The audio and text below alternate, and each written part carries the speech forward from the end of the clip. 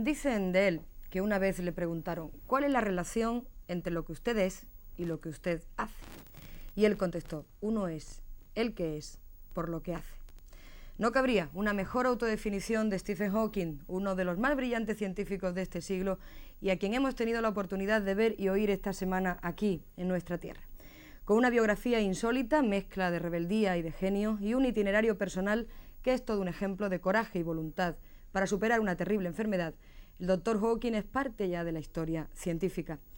Un colega suyo nos comentaba, Hawking no es de los que estudian teorías de otros, es de los que impone sus hipótesis para que las estudien los demás. Más allá de las complejas teorías sobre el mundo de la física, este hombre es, sin duda, un magnífico exponente de la capacidad de superación del ser humano. ¿Conocemos el universo? ¿Qué leyes rigen el espacio? ¿Qué ocurre con el tiempo? ¿Existe Dios? ¿Qué son los agujeros negros? Preguntas que la ciencia se hace y que de momento solo tienen como respuesta distintas hipótesis basadas en muchos casos en las ideas de un hombre, de un científico que une a su condición de intelectual brillante el hecho de tener que efectuar su trabajo desde una silla de ruedas y que necesita de un ordenador para comunicarse con los demás dada la enfermedad degenerativa que padece.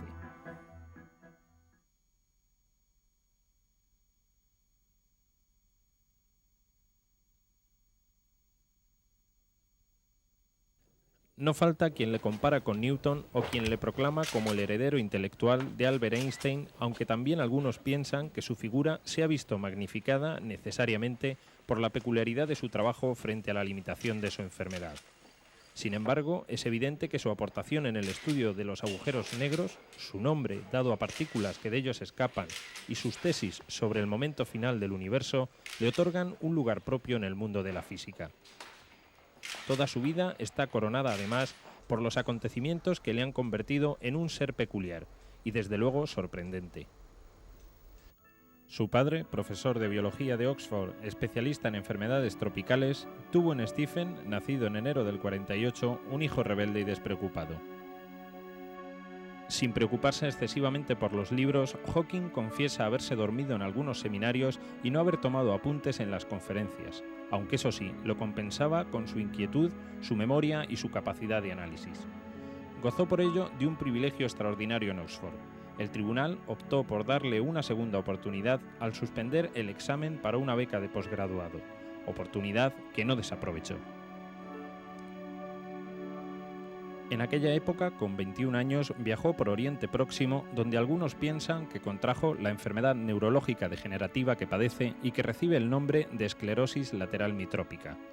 Le pronosticaron entre 2 y 5 años de vida. Comenzó a andar dando tumbos, no podía atarse bien los zapatos y hablaba con dificultad. Se deprimió hasta alejarse de todo salvo de la bebida. Entonces, en una fiesta conoció a Jane Wilde, y a partir de ese momento todo cambió. Decidió no dejarse vencer por la enfermedad. Se casaron y en los 25 años de matrimonio, mientras él iba quedando cada vez más reducido en su silla de ruedas, 3 hijos fueron creciendo a su alrededor. Hace 6 años, una neumonía le hizo perder el habla y salvó su vida gracias a una traqueotomía. Desde entonces depende de un sintetizador de voz para poder expresarse. Su mano, mejor dicho, solo uno de sus dedos, consigue manejar todo un sistema de comunicación por el que escoge en una pantalla las letras o palabras a utilizar. Para que se hagan una idea, contestarnos con una frase de unos 20 segundos le supuso un proceso de elaboración de casi 5 minutos. Sorprendiendo a todos, el año pasado, Hawking abandonó el hogar conyugal y pasó a compartir su vida con Elaine Mason, una de las enfermeras que le cuidaban, esposa de un amigo de su infancia, quien además le había dotado a su silla de ruedas de los medios electrónicos que le hacen posible comunicarse. En Stephen Hawking es casi imposible desligar su condición de enfermo de su labor investigadora. Su figura trasciende el ámbito científico y sus declaraciones interesan incluso a los profanos en el tema. Su libro, Historia del Tiempo, se ha colocado en las listas de los libros más vendidos en todos los países, superando en España los 160.000 ejemplares. A nuestro país ha venido en diversas ocasiones, siendo la última en octubre de 1989 para recoger el Premio Príncipe de Asturias a la Concordia, y entonces le sorprendió al pasear por Barcelona el ver su libro en un kiosco de prensa junto a todo tipo de publicaciones. El haber visto mi libro junto a las revistas de pornografía me resultó muy gratificante, porque esto demuestra que la ciencia puede ser tan popular como el sexo. Hawking, como otros físicos punteros, busca fusionar la teoría de la relatividad de Einstein, referida a la escala cósmica, con la mecánica cuántica que se refiere a la escala nuclear. Su primer aldabonazo al mundo científico lo dio con una conferencia que, bajo el título Explosiones de agujeros negros, impartió en Oxford en 1980. Luego vino su reconocimiento mundial, un reconocimiento que le impone ciertas obligaciones, aunque también, como él mismo dice, le proporciona algunas satisfacciones. En realidad me molesta un poco ser famoso, pero porque esto me quita tiempo de mi investigación y me hace viajar mucho. Sin embargo, me hace muy feliz si esto, a su vez, ayuda a que la ciencia sea más popular y llegue mejor al hombre de la calle. Para Hawking, las predicciones científicas no han de ser más fiables que las de los profetas, aunque hay algunas que se pueden tomar como muy fiables, pero siempre para cortos espacios de tiempo.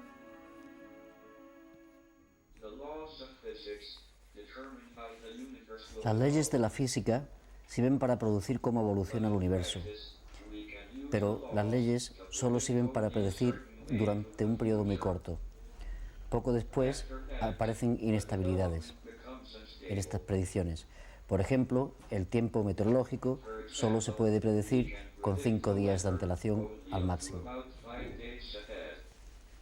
Predicciones sobre el futuro de nuestra sociedad que él rechaza, puesto que ve un peligro en el poder que se ha desarrollado para dañar o destruir, tanto al prójimo como al medio ambiente, un poder que va en aumento a mucha mayor velocidad que nuestra sabiduría para saber usarlo.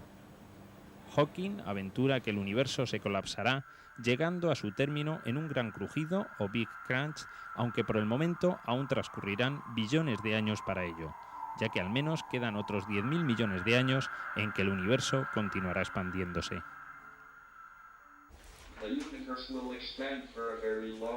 El universo se expandirá por un tiempo muy largo, pero al final se contraerá sobre sí mismo en lo que los físicos llamamos el Big Crunch, el gran estrujón, que será el final del tiempo. En realidad es muy poco arriesgado hablar de esto, porque es un tema que cuando llegue a la realidad yo ya no estaré aquí. Hawking no renuncia a introducir en sus conferencias algún toque de humor. Así, para poner el ejemplo de que las leyes de la física impiden el viaje en el tiempo, anota como prueba evidente el que no estemos rodeados de turistas procedentes del futuro.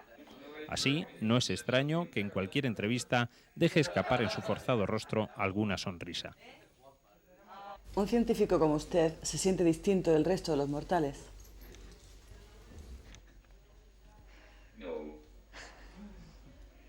No. Dios. Ese es otro de los temas que obligatoriamente surgen al hablar con un físico que estudia el universo. Con el Big Bang, posible origen del universo, siempre se acompaña la pregunta de ¿y entonces Dios? Hawking entiende que la religión se explica por la revelación, mientras que la ciencia lo hace a partir de la observación. Aquí matiza que ya puesto que él no ha recibido ninguna revelación, tiene que elaborar sus hipótesis a partir de la observación. En principio, Dios es necesario para iniciar la creación del universo. Pero las leyes de la física permiten entender la evolución del universo, ayudando a entender tanto su principio como un posible fin. Sin embargo, esto no prueba que Dios no exista. Durante martes y miércoles de esta semana, Stephen Hawking ha estado en Andalucía. El martes participó junto a los probablemente 40 mejores físicos del mundo en un seminario sobre la simetría del tiempo. El miércoles, una conferencia suya sobre el futuro del universo abarrotó el auditorio del edificio Expo. Un interés que se puede considerar inusual para oír hablar del universo, sus agujeros negros, las galaxias y el tiempo.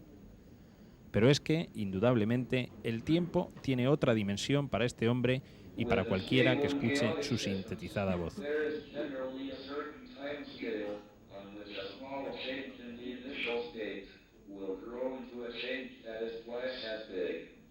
Con los sistemas inestables y caóticos existe generalmente una escala cronológica en la que un pequeño cambio en la etapa inicial crecerá hasta... Admirable, Stephen Hawking. Con él finalizamos nuestro programa de hoy. Volveremos, ya lo saben, el próximo domingo. Ahora les dejo con Paco Gamero y La Jugada. Que ustedes lo pasen bien y muy buenas noches.